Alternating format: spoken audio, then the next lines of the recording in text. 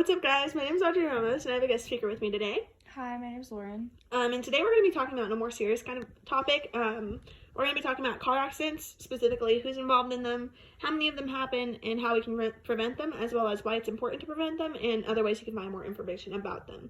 So to start off with, we're going to talk about how many accidents there actually have been in Idaho recently, and how many of them were actually fatal. So, how many crashes have there been in Idaho, and of those, how many were fatal? Exactly. So in Idaho from 2006 to 2008, motor vehicle accidents actually accounted for more than 41% of the total number of unintentional accident deaths to Idaho residents, which is around like 786 deaths.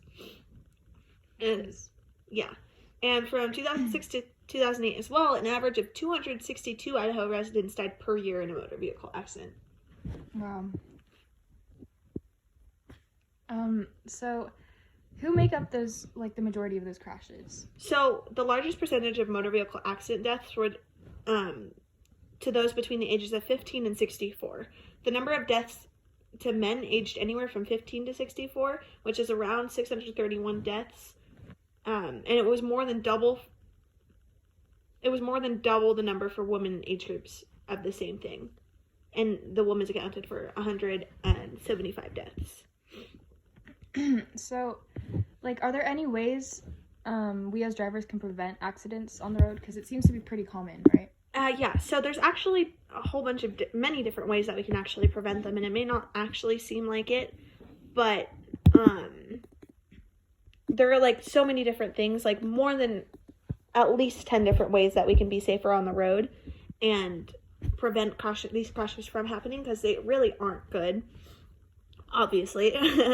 So one of the first things you could do, obviously, it sounds cliche, but is don't drive while distracted. And I know it's like a given, but at the same time, we really don't ever listen to it.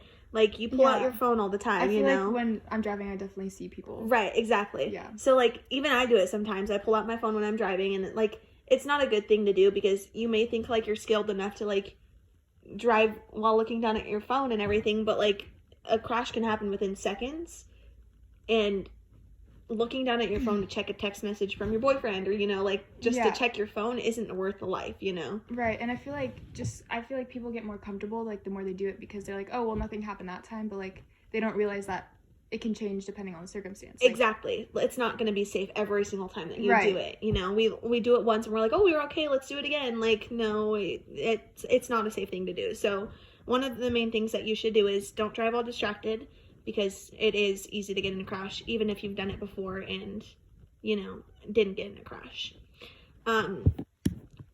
And using your seatbelts is another thing you can do. I know that doesn't actually prevent a crash from happening, but it does prevent you from dying in case that you do have a crash. Mm-hmm. It prevents serious injury. So obviously we should be doing that without anyone telling us to, but we don't really ever do it sometimes, you know, like we forget to do it, or, you know, we're like, oh, we're just going through the neighborhood, don't really need it, but we've been doing it since we were like kids. It shouldn't be that difficult to, like, put on a seatbelt. I think one way that could really help that, I know when I was getting my permit, like, before we started the car with my instructor, they would always have us make sure the passengers had their seatbelt on before we even started. Yes. So, like, that could be one way. You could have the driver just make sure, you know, quick check, see if everyone's buckled. Especially because I learned this in a different class that I took for driving, because I ended up getting a speeding ticket, which is going to lead into, like, the next tip, but I ended up getting a speeding ticket and had to go to a class, and I actually learned quite a few things from it. And one of the things that I learned that I didn't know was that you can actually get a ticket for not wearing a seatbelt. Like, a cop can pull you over for not wearing a seatbelt.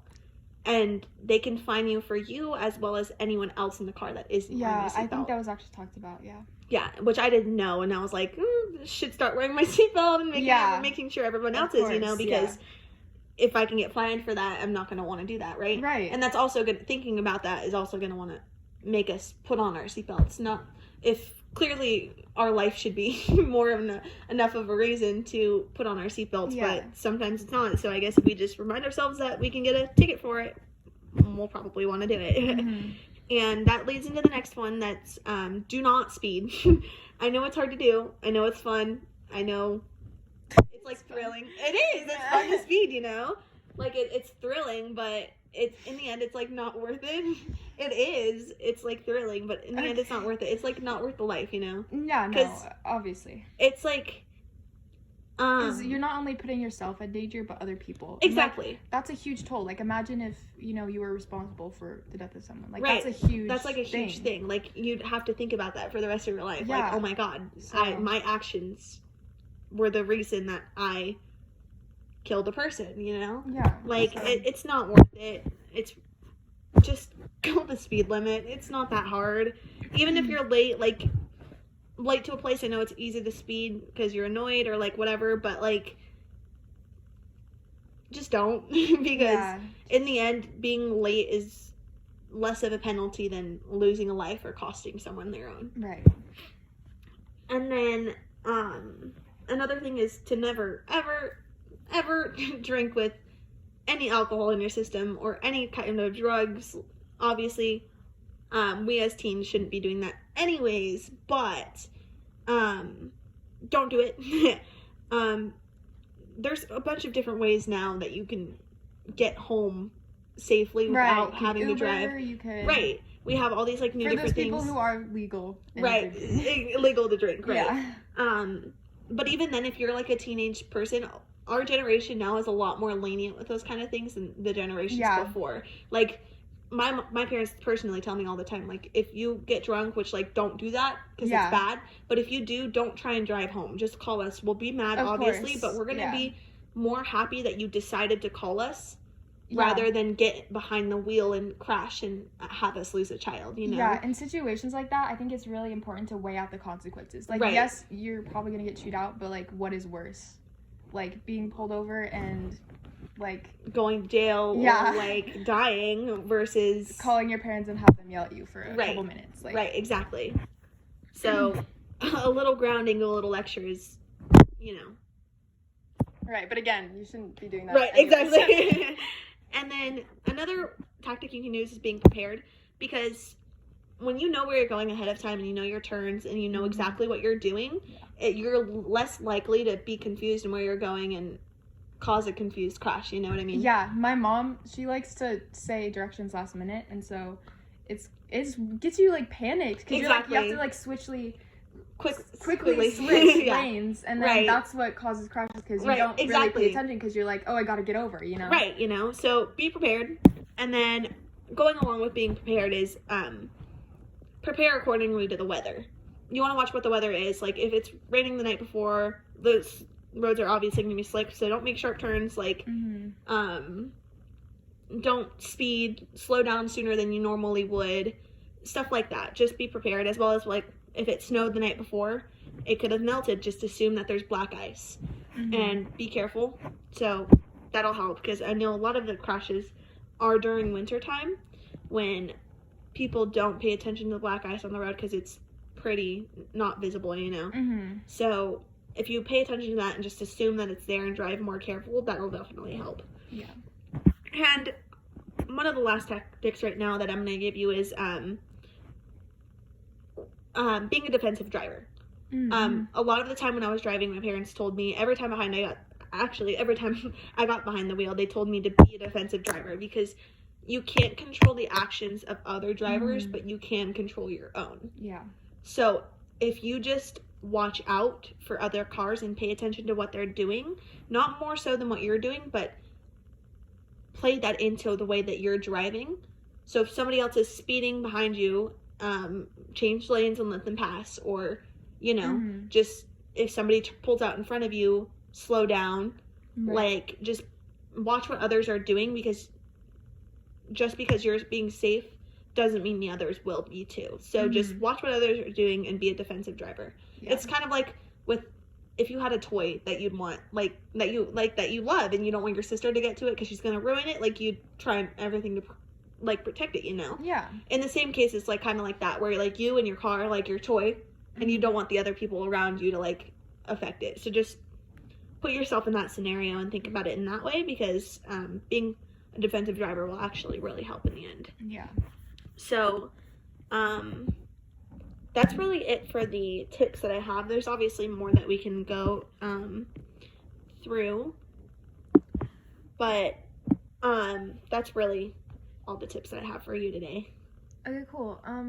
Is there anything else we can do to prevent crashes, or like learn more about how to prevent them? So actually, as I said before, there are different classes. There's so many different classes in Idaho itself that will teach you about car wrecks and like how to prevent them, and like different tactics you can use as well, which is where I actually pulled a lot of my tactics from today. And they're pretty much, a majority of them are free, and going into them, you don't think you're going to learn anything from them. You think that you know everything, you know, like that you're safe and whatever, but like they definitely do help. They're free, and statistics actually show that taking those classes do make people a better driver. So if you want to learn more, if you want to know how you can be a better driver and like prevent crashes, you can take one of those courses, especially if they're free. Like, why not, you know? And if you have the time, like just go to one of those and it'll be fine. Knowledge is power. The more you know about something, I think the better off you'll be. Exactly. So there's definitely many ways that we can prevent these accidents from happening. Obviously, there's been a lot of deaths from it, which is honestly super tragic. Yeah, like, super unfortunate. And if we can prevent it, like, why not, you know? Yeah. Like, of course. We should do everything in our power to prevent, you know, those 176 woman deaths from, like, happening, you know, like, from crashes. So if we can prevent it, we should, especially with teens, because those are the biggest part. So any teens out there listening, just, you know, go do one of those classes. You have time, like, just go do it, listen to it, don't mess around, just be safe, you know. The DMV just doesn't hand out licenses to everyone, so when you get behind the wheel, you're promising that you'll be responsible. So just do that, and that should be good. And I think that's all for today. So okay, cool. Yeah. All right, well, heading out now. Bye, guys.